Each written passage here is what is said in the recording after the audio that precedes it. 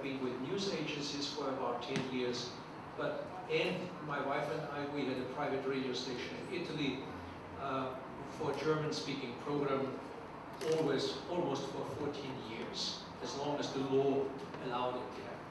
So, whatever you will hear, you know, but perhaps it's good to have it packaged once again to really have the ideological, theoretical basis of what you do today.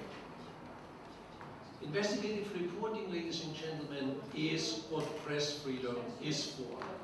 It gives journalism its raison d'etre, its higher moral value, but it also, requires skill, tenacity, and extraordinary courage. All of you know quite well that investigative journalism is an extremely dangerous... International trainings, not just in investigative journalism, but investigative journalism is our the biggest part of our work. And we have also the Net Novinar portal, not just in local languages in Bosnian, Croatian, Serbian, but also in English.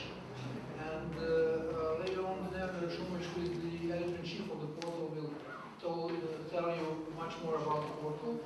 And we're expecting some questions from you at the end, and that's the reason why we will give just a short explanation of our work.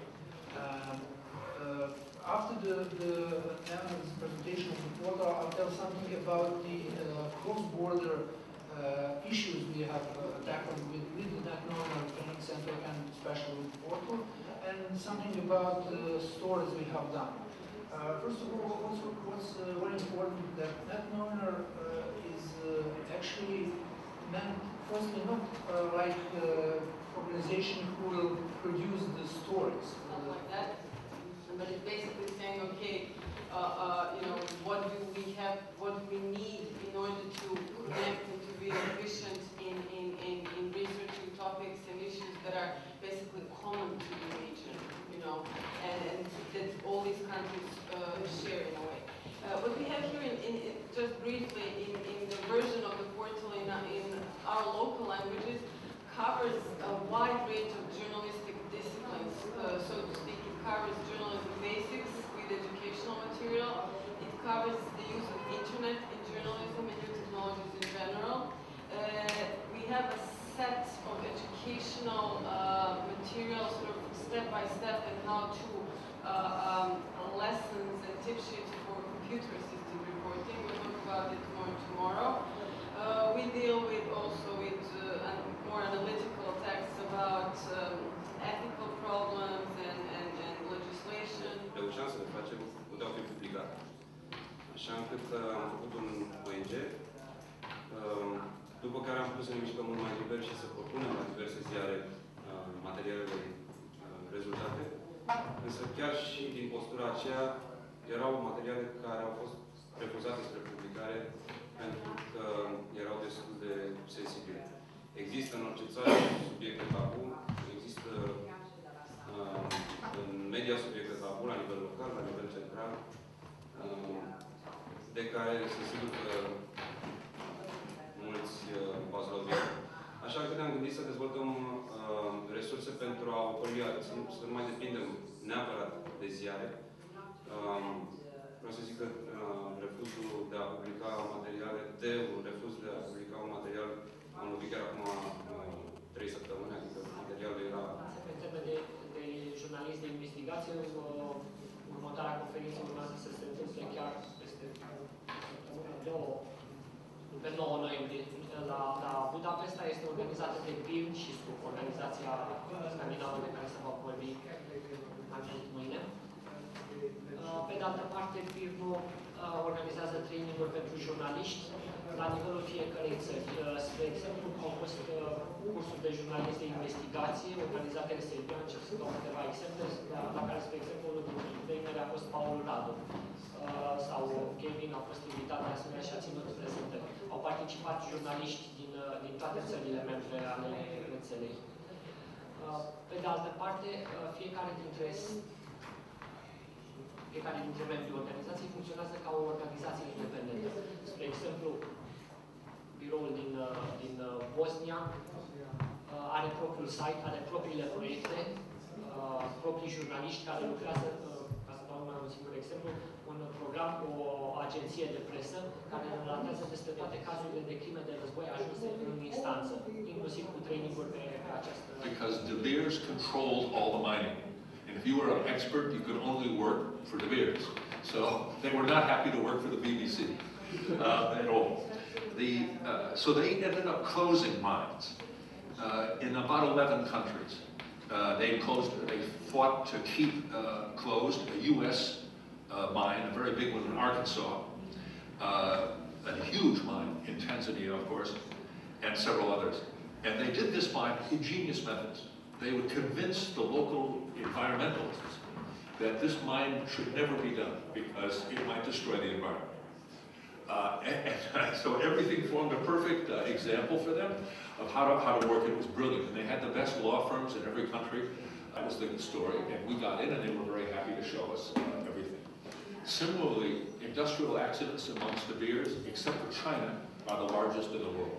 There are more people dying and seriously injured in the De Beers mines than anywhere. So to get into the hospitals was very difficult. They're quite secure because they didn't want a lot of miners coming in and their families and disrupting everything. So we had to go in and pretend to be doctors.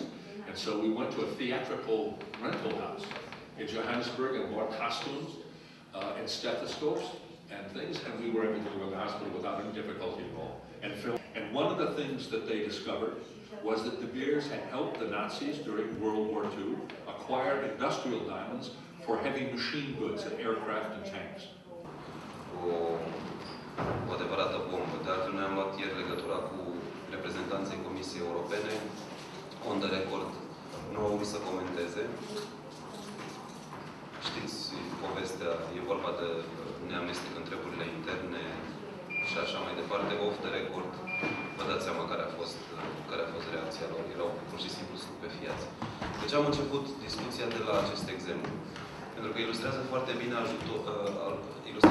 bine modul în care noi, ca ziar pe internet, pentru că O News asta e un ziar online,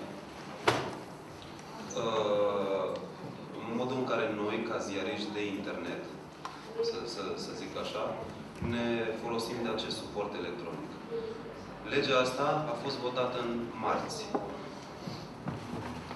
Marți am avut un alt eveniment extrem de important, și anume uninominalul, cu zvonurile care au curs toată ziua despre... Acum, ca să vă arăt puțin cum ajung informațiile astea, fiindcă astea, de exemplu, sunt informații din multe țări.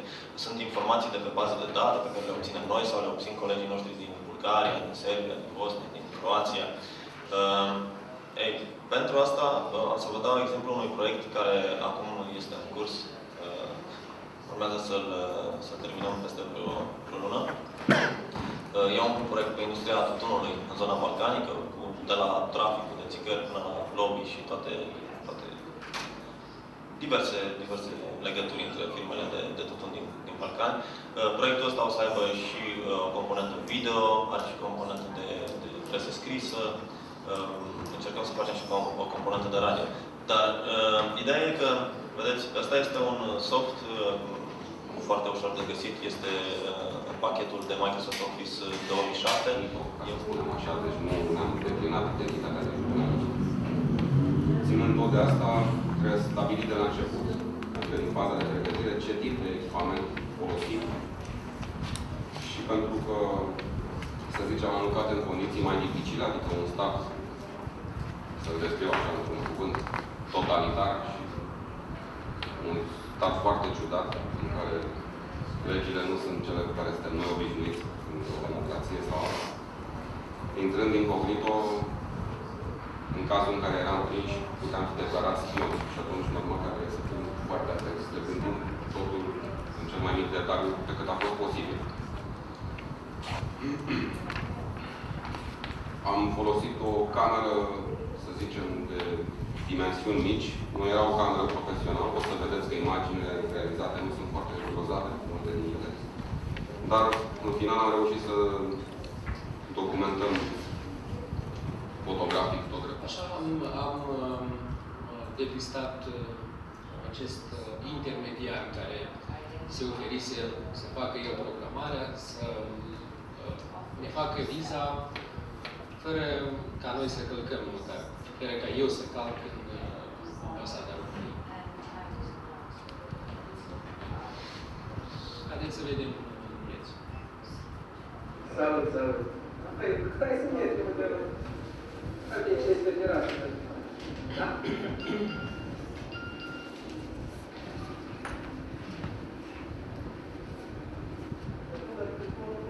Păi, clar, da, înțeleg. Colaborator, basist. Da, e corect.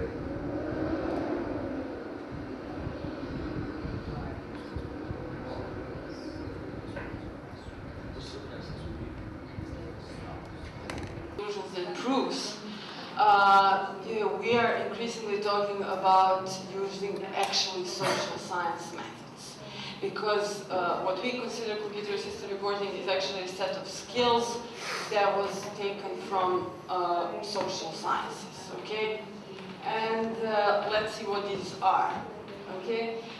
First of all, in a way, simplest one, but it's only a beginning, is using the internet. Of course, it's never simple, because if you use the internet the way 99% of regular users use it, which is typing up to 2 words in Google and expecting to find something interesting, you're probably, yes, I mean, it's useful for getting to the home page or website of an institution, Respectiv trebuie să verificate foarte mult fiecare fapt, datele trebuie să fie la rândul lor verificate, trebuie să fie citate, care să susțină toate informațiile respective. Nu spun în amănunte, dar vreau doar să accentuez că acest lucru este